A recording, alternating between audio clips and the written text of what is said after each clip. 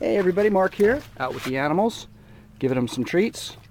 And in this video, I wanted to share with you some ways that you can try and be collecting as much of the solar's energy into your collector, into your solar panel as possible, so that when you need the energy, you've got the most amount of output. And one way that you do that is by plotting your sun chart. And what that means basically is where in the sky throughout the day is the sun going? And of course that's going to be different at different times of the year. But it's important that you know where it's going so you know how to position your collector, your solar panel, so that it's getting as much of the solar light as possible, so that it's collecting as much energy as possible. So it's important to realize, one, that the sun, when it is above your head, is at the most powerful, and that's when you can be getting the most amount of energy into your system. So when you are positioning your collector, your solar panel, it's important to realize that. And where the sun goes throughout the day, where is your panel as far as being able to get that sunlight too?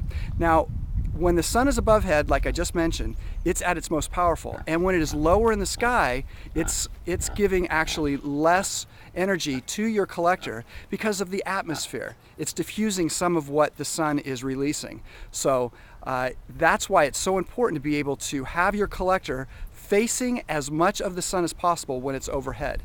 Now, we refer to that as sunlight intensity. So another thing to consider is collector cross section. So I've got a muddy hand here because I just fed my potbelly pig. But consider this your solar panel. And we're going to consider you the sun.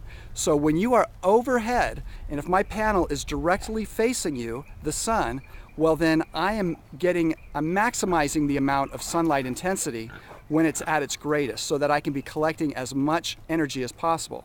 As the sun then goes down, well, if I can move it, fine, but if it's not portable and it's just going to be in one position, that's when it becomes important to know and to strategize where you can best put that solar panel so that throughout the day you're getting as much power as possible.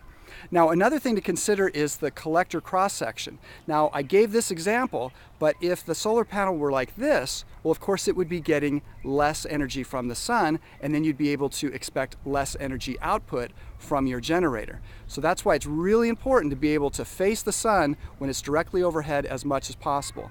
Now, of course, how much fog, smog, clouds, snow, those kind of things are going to affect all of this. But you get a pretty good idea of it's important to plot your sun chart and then determine your sunlight intensity, and then based on collector cross section, have your panel facing the sun as much as possible when it is overhead. So I hope that helps a lot. I'm Mark, and I'll share more with you soon. And be sure and refer a friend to the solarpowerhelpsite.com so they can be taking advantage of what we all should be doing, and that's green energy. I'll share more with you soon.